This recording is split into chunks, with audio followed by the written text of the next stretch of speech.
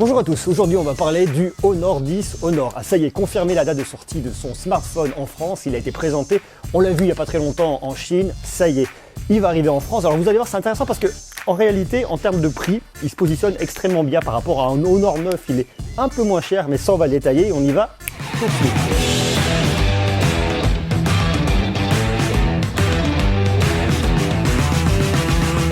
Le Honor 10, c'est effectivement un produit en plus dans la gamme de Honor. L'année dernière, il y a eu le Honor 9, le Honor View 10 qui est arrivé en début d'année, puis plein d'autres produits, le 7, je ne sais plus quoi, le 9 et quelques, il y a plein de numérotation.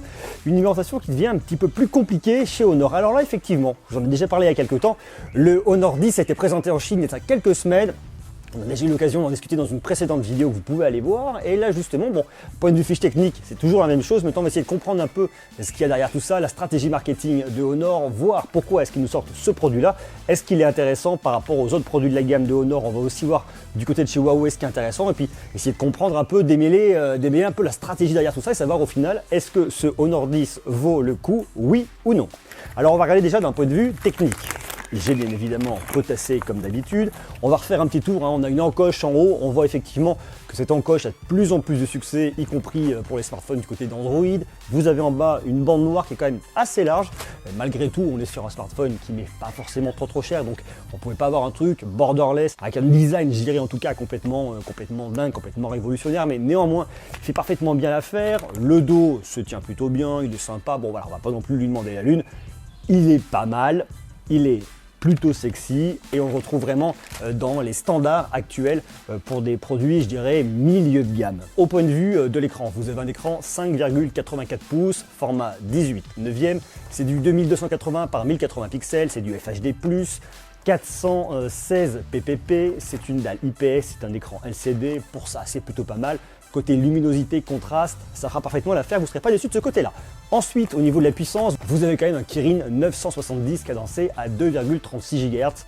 Ça fonctionne bien. Point de vue intelligence artificielle, point de vue calcul, ça marche très bien. 4 Go de RAM, 64 Go de stockage. Alors faites vraiment attention parce que c'est 64 Go de stockage non extensible.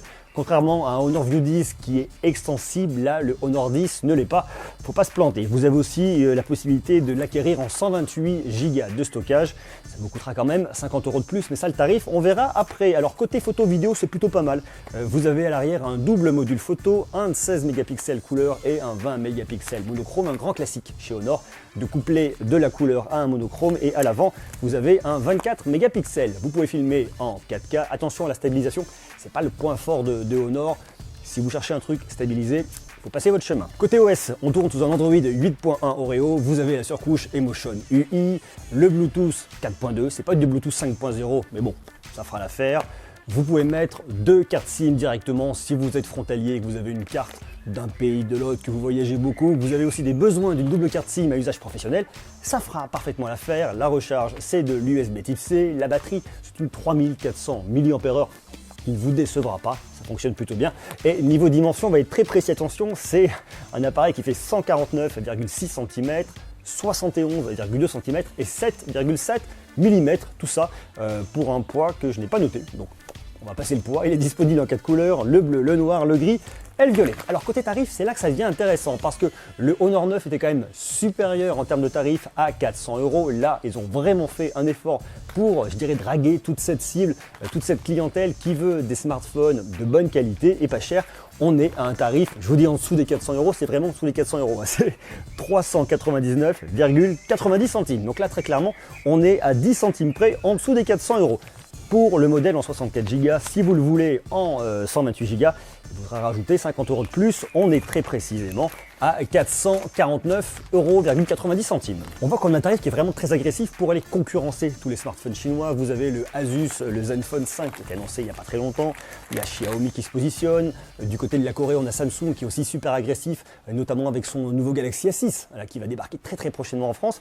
Et l'idée, effectivement, c'est d'avoir une gamme toujours plus complète. En gros, si on regarde bien du côté de chez Honor. Je vous ai fait un petit récap pour voir ce qu'on peut trouver sur le site de Honor. C'est les tarifs vraiment officiels Honor. Vous avez des produits qui sont d'entrée de gamme, je dirais pas trop chers. Le 6A qui est à 169 €, le 6C à 179 €, le 7C à 179 €. D'ailleurs, il faudrait qu'ils arrêtent avec toutes ces numérotations, les chiffres et les lettres, c'est un petit peu pénible chez eux. Le 9 Lite 229, le 9 du coup qui est passé à 329,90, le 7X 269 et le View 10, le haut de gamme avec l'intelligence artificielle qui était annoncé la fin d'année dernière, qui est sorti en début d'année à 499 €. Alors au final, est-ce que ça vaut le coup? Est-ce qu'il faut acheter ce nouveau Honor 10? Si vous avez un Honor 9, est-ce que ça vaut le coup? Si vous avez un 8 Pro, est-ce que ça vaut le coup? Si vous avez un View 10, est-ce que ça vaut le coup? Alors moi très clairement, si vous avez un View 10, il ne faut pas le changer. Ça vaut pas le coup. Il y a globalement très peu d'intérêt. Si vous avez un Honor 9, pourquoi pas? Ça change pas grand-chose. On est quand même similaire, réellement similaire en termes de produit. Pour moi, c'est un produit qui est pas mal, qui est vraiment pas mal pour le budget. Ça vaut le coup. Il est un tout petit peu plus cher que le Huawei P20 Lite. Par contre, il a carrément une fiche technique qui est très similaire à celle du P20. Le P20 qui coûte quand même beaucoup plus cher. On est aux alentours des 650 €. Donc c'est vraiment un produit qui se positionne entre le P20 et le P20 Lite. Mais pour voir qu'un P20 Lite coûte quand même 370 € et que là vous êtes à 399 €, si vous hésitez entre les deux, il faut très clairement aller sur le Honor 10. Maintenant, si vous hésitez entre le View 10 et le 10, pour moi, il faut aller sur le View 10. C'est quand même un produit qui va être plus sympa, plus séduisant et avec lequel vous pourrez faire quand même un peu plus de choses. À savoir quand même que la différence avec le P20 Lite, c'est le processeur. Là, vous avez un Kirin 970. Sur un P20 Lite, vous avez un Kirin 159. Un peu moins de puissance, moins de calcul. Voilà, c'est pour voir qu'il y a une différence de 20 €. C'est pas forcément hyper sexy. Donc là, très clairement, on voit que Honor va draguer toujours plus les personnes qui veulent acheter des smartphones d'entrée de gamme, des smartphones moyen de gamme, milieu de gamme là, pas trop cher, des tarifs toujours attractifs pour se positionner par rapport à la concurrence. Alors, est-ce qu'il faut l'acheter? Je dirais qu'il faut surtout vous voir déjà si d'une, le design vous plaît, si deux, la marque Honor vous plaît, puis au final, est-ce que ça rentre dans le budget, oui ou non? Voilà, c'est un peu la question. Moi, je trouve que c'est un produit qui, en tout cas sur le papier, est plutôt pas mal. On verra tout ça, bien évidemment, plus en détail dans les phases de test, parce qu'on va le tester, on va regarder ça ensemble. Donc restez connectés, abonnez-vous. D'ailleurs, dites-moi vous ce que vous en pensez. Est-ce que vous trouvez sur le papier, en tout cas, que ce Honor 10 est cool? Est-ce qu'il vous plaît? Est-ce qu'il vous séduit? Vous me marquez tout ça en commentaire.